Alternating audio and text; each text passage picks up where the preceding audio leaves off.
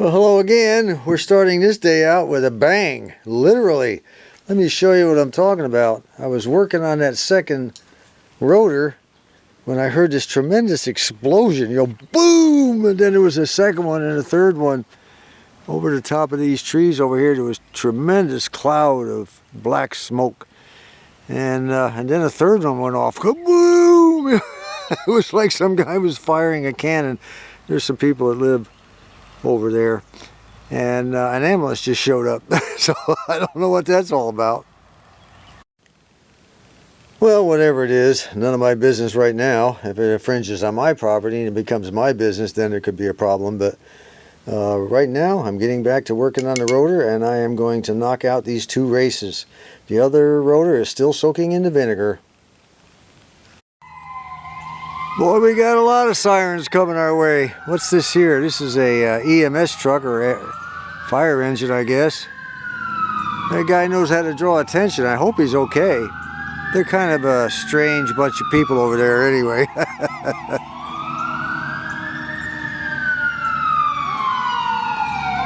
Oh boy, nothing like a little wake-up call in the morning, huh? Alright, I'll let them take care of their business while I continue to take care of mine. I've set this thing up, by the way, on a couple of boards, short 2x4s. I should have done that before.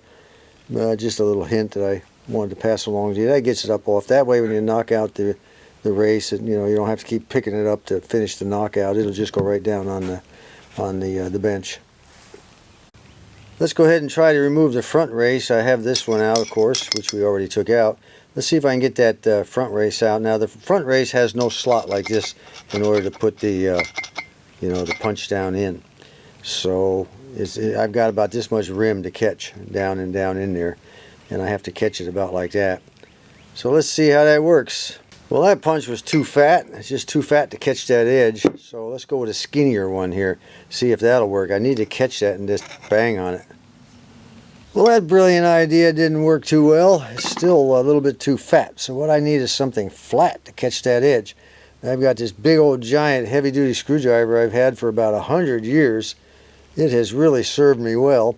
Well, I had to ultimately resort to placing it in the vise, the long part of the rotor. Not very hard. I didn't put a lot of pressure down on it. I don't want anything to happen to the other side.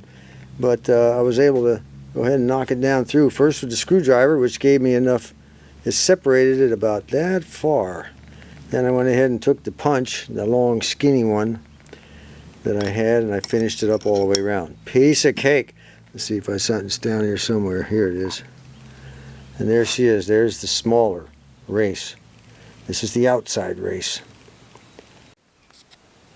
Well, here's what we found on our smaller race. Look at that. The entire surface is gone right there. That silver plating. It's all gone down to the metal. This one definitely needed to come out. Big chunks of stuff missing out of there. It's kind of interesting. It's on one side. Well, what all this does is bring us back to our can of Chem Dip here that has our bearings in it. And guess what? The only thing I'm going to be able to salvage out of this will be the nut that holds and of course the cover, that holds the spindle, the rotor on the spindle. So, and these two washers. They're nice and clean. Let me get the other one here. Where'd the other one go? There it goes. Just fell on the floor. And the rest of this stuff in the trash. I decided to take a break in the Thunderbird action and come out here and put my battery back in the truck that I've had sitting in the garage all winter. Unfortunately, I'm not going to be able to do that because a bird has decided to make a nest there. Look what's down in there. 5 little eggs. So I guess I'm just going to have to let it sit there until they hatch. I'll know because when I start hearing the chirping going on out here. It's been about 4 days of our rotor soaking in the vinegar. Let's take it out and see what kind of progress it's made. I'm sure the rust is not all gone, but let's take a look at it. And now if this rotor is messed up, then I may have to add the price of new rotors to my parts list. Well, let me see here. Alright, let me get this brush. Now this is a fiber brush. Well, that's not looking too bad. That's not looking bad at all. My goodness sakes, I'm kind of impressed with that. Alright, I'll have to get the smaller wire brush on that. This part here is okay. There's going to be a lot of rust on there when we get done, but you know, all rotors rust. Now let's take a look at the other side. This is the side I cared most about. This is where most of the rust is.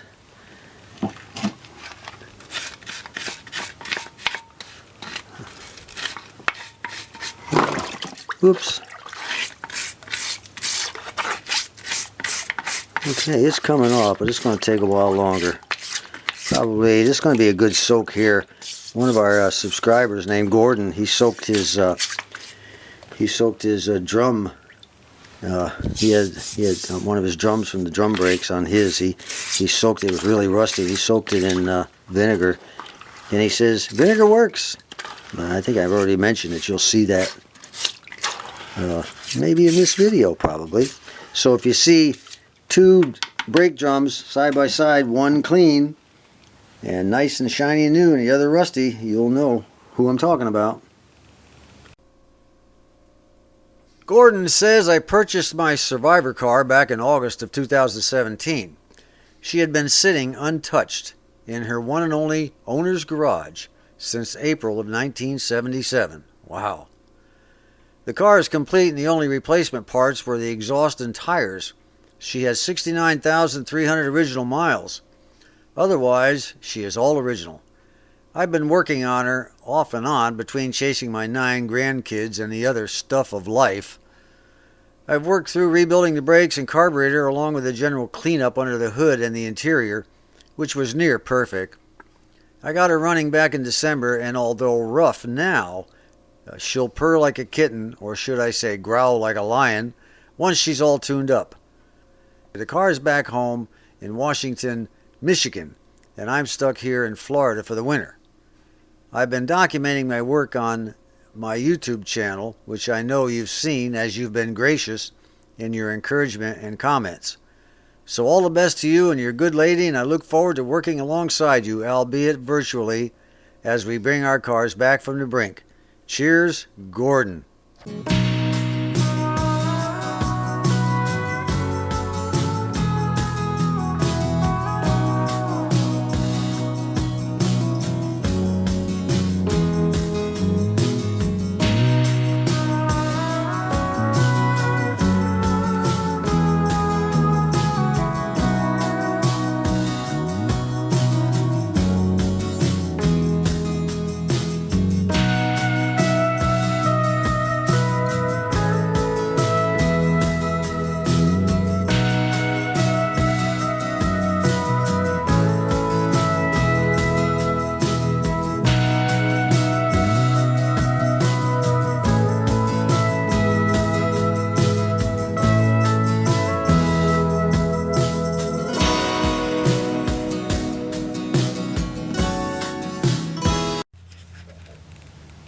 I'm getting ready to prepare the surface where the bolts go in to put the sway bar back up.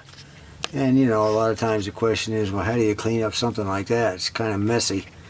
Well, you know, first of all, you take your screwdriver. It takes a little bit of elbow grease, people. It won't happen by itself, okay?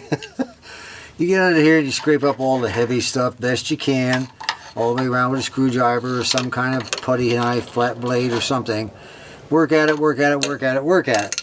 Once you're satisfied you got all the big stuff off, then take your little wire brush. You know, this thing here has done more cleaning than you can imagine. And you just start cleaning and scrubbing it, and as you can see, it begins, you got a wire brush on the tip, also on the tip of it. That's kind of it right there. And you can clean these things up. It takes quite a bit of elbow grease, but you know, if you don't have time to clean that, you don't have time to restore or refurbish your car. That's the way I look at it.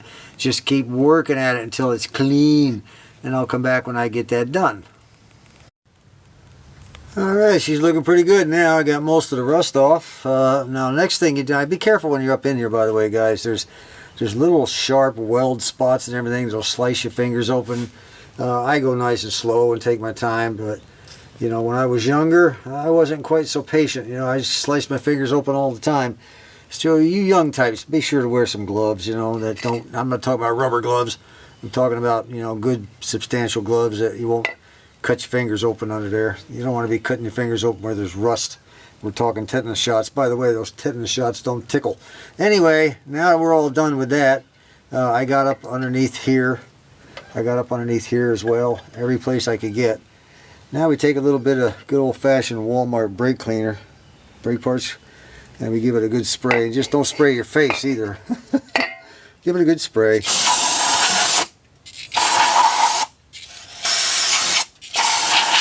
Doesn't hurt it a bit.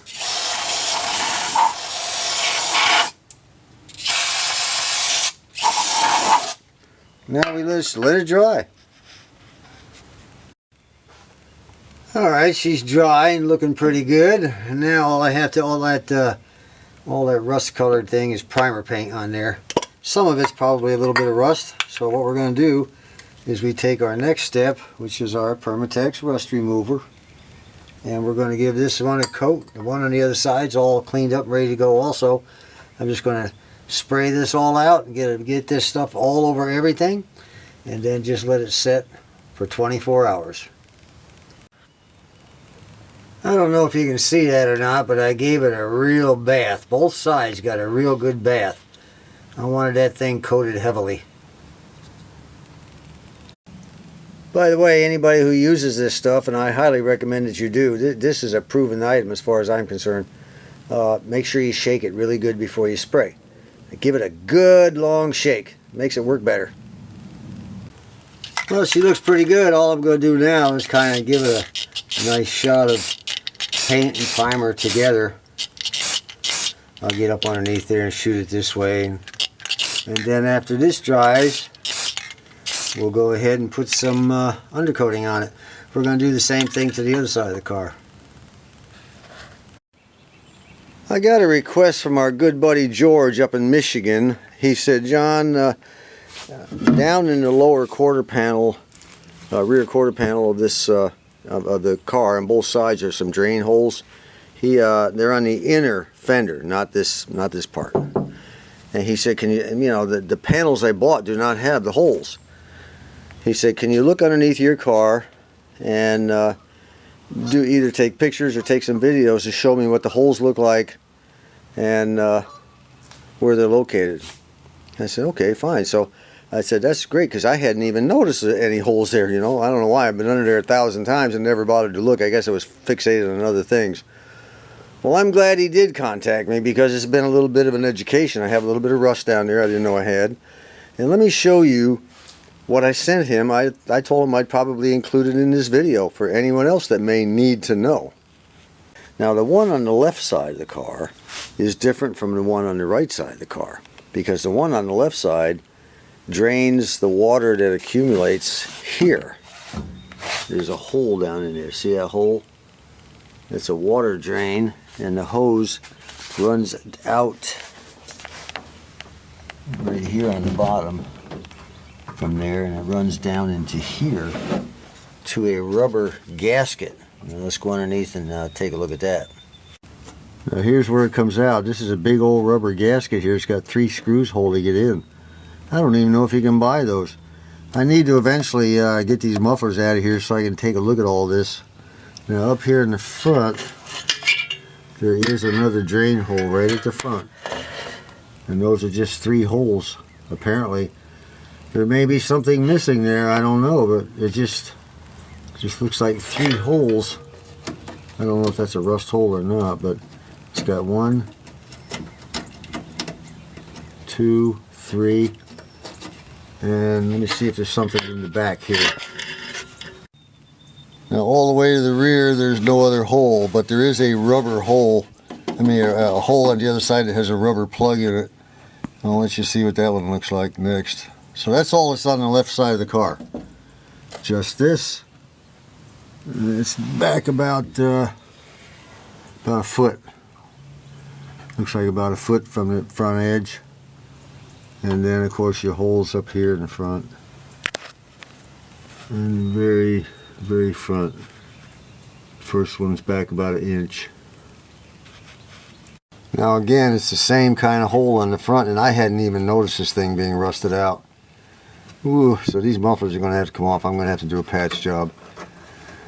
And no other drain until you get to the front, or to the rear rather. And you have just a standard rubber plug at the rear. Right here where the curve starts. Or just where the curve starts to go up. It's just, you could probably put that just about anywhere. It's your standard old rubber plug. Well, I hope that helps. Let me back up a little bit, give you a better idea where that rubber plug is. Okay, there we go. That'll help out a little bit, I hope. The welding cable came in. For those of you who have been following this series, I needed to do some welding, but I had to have an extension cord for it, and the current carrying capability of it was too small, so I had to order this one. I ordered it from a guy on eBay, and he in turn fired my order on to Amazon, and Amazon sent it here. I didn't want to buy from Amazon, but that's the way it worked. I didn't know that's what the guy was pulling. I'll be a little more aware of that in the future. But anyway, since Amazon warehouses, the employees have had more than their share of coronavirus infections. So it came out on the internet that, you know, should we be worried about packages coming from Amazon? And, you know, basically they said, well, probably not. After 3 days, the virus, if it's there on the package, will be pretty much dead anyway. And at least they think. One thing about this virus business, it's always the word could in there, C-O-U-L-D. You know, they don't know. No one knows. It could do this, it could do that, it could be airborne.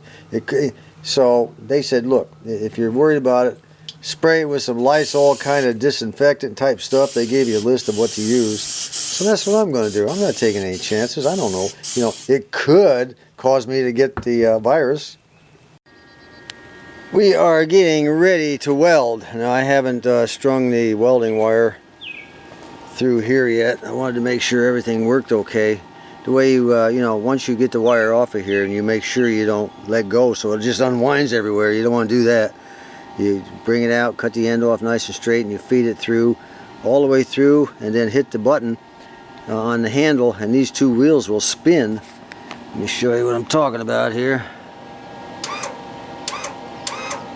And the way you get the wire through there is you run it through this hole right here, and then lift this up, pull this out, run it through the second hole right there, on through, then bring it around, hold it down, then just hit the old button and make sure that, you know, this is the tension you want. Now, according to the book, the speed of the wire, I should be able to take a little 2x4 or a piece of wood, and up here is where we're going to do our welding on top of this brick here. I'm just going to set it there. I got a piece of board sitting on a trash can. That'll work. I'm only going to touch solder this thing, or touch weld this thing anyway. Hopefully, if all goes well. And yeah, I'm going to take a piece of board first. Then we're going to hit the handle and have the wire feed through. And it's supposed to hit the board and kind of bow up like that. If you can get a good bow and it'll stop, then your tension is right. And I'm also going to set this on maximum. And I'm going to set the speed, or the wire feed speed. Right now I've got it set for 6. I'm probably going to have to go to 8, but we're going to try it with that piece of wood right there. That's our feed right there, and that's about it. I mean, there's nothing else to do except, you know, ground it up and weld it. Now our good buddy Scott Johnston, you know, he was concerned about how to hold this bolt nice and straight when you put it in there to weld, you know, in case it slips out like this when you're trying to weld it and everything. He said, John, maybe you ought to mix up a, you know, a little bit of JB Weld and put it underneath the head of the bolt and put it down there and kind of squish it in until it dries and it'll hold it in place.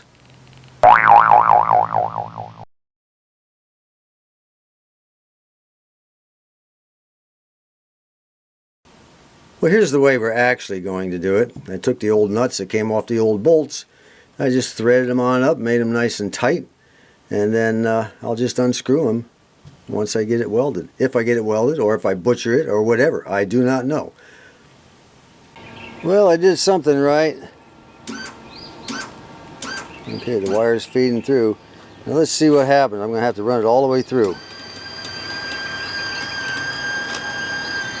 It's got a ways to go. I feel it coming through the handle now. Here's the wood. Hard to see out here in the sunlight. I think that's about right. That's what they said when it starts to bow up as soon as you hit it. And I'm still on number 6 as far as the wire speed goes, wire feed speed. So if I have to go up a little higher, I will. We're about ready to kick this show off, people. And the way we're going to do it is the ground. I'm going to shut this off while I show you. I'm not taking any chances. I got to get my gloves on anyway. I know some of you out there saying, boy, I'm glad he mentioned gloves. All right, you know. I didn't fall up the turnip truck yesterday, folks. First thing we're going to do is we're going to go ahead and attach our ground to this bolt now. We can do that, see. I can do it that way, or I can do it this way, or I can attach it to the entire thing. It doesn't matter. Probably do it to the entire thing. Not from that direction. Let's do it from this direction, away from the weld. Okay. Now, I hope that's going to be right. I may have to wind up tightening that bolt a little bit. Now for our helmet, there's a plastic film that has to come off the front, and there's also a plastic film that has to come off the glass in the back. Make sure you remove those. There is a control if you have this kind of auto darkening helmet. According to the book, if I'm doing 125 amp flux welding, this knob here should be set to 10, which is what I have it at, okay? And these two knobs in here, one is for sensitivity and the other one is for delay. I want minimum delay. I want this thing darkening up right away. And sensitivity, I also turned that all the way down to minimum because I want it to, hopefully that'll work. It'll dark. They say strike a spark and see what happens to the glass. So that's probably what I'll do. I'll just quick strike a little spark right there and see what happens. And the hat, or the band, is adjusted by this button right here. You push it down to turn it left or right, and once you get it where you want, it'll pop back out. That's about it for the helmet. Not much to it. So let me see what I can do. Let me get this on the tripod, and everybody keep your fingers crossed. I mean, what's the worst that can happen? I die? No problem. Old 64 goat, he's going to die from the coronavirus. We'll just meet up there or down there, wherever it may be. Two more things. I put my hat on, put it on backwards. I don't want any hair catching on fire because I'm going to be leaning down here like this. I don't know what's going to happen. Probably nothing, but you don't want to take your chance. I know old Joe the welder, he wears a welding cap all the time, even when he's just walking around in the plant, you know.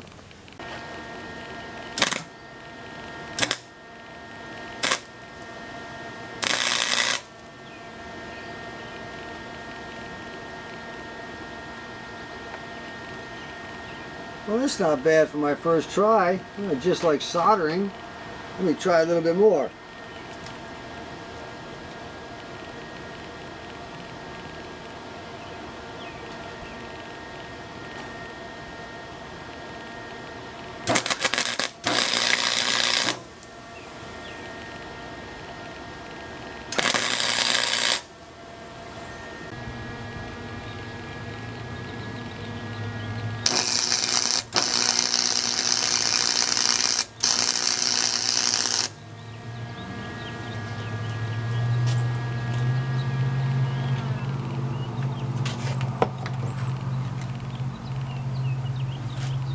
Well, that one went a whole lot better than the first two. I like the way this one looks already. Well, the first two welds didn't go that great, but they are welded and they're not going to go anywhere. This one and the other one I ground, where is it? No, over here. This one here. They're not bad. They're not going to go anywhere. And the last one was improved, okay? I thought it was improved. I didn't have to grind it down or nothing. I kind of went with, swirly kind of weld, one solid weld until I got all the way done. Whereas over here I was kind of touch welding it as I went across. And that's a dumb idea, I think. But I started here and I just kind of swirled it and pushed it ahead and pushed it ahead.